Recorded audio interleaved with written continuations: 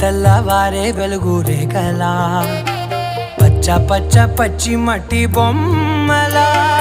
అల్లి బిల్లి వెన్న పాల నురగలా అచ్చ తెలుగు ఇంటి పూల కొమ్మలా దేవదేవుడే పంపగా ఇలా దేవతే మా ఇంట అడుగే పెట్టెనంట బ్రహ్మ కళ్ళలో కాంతులే మా అమ్మలా మా కోసం మళ్ళీ లాలి పాడేనంట.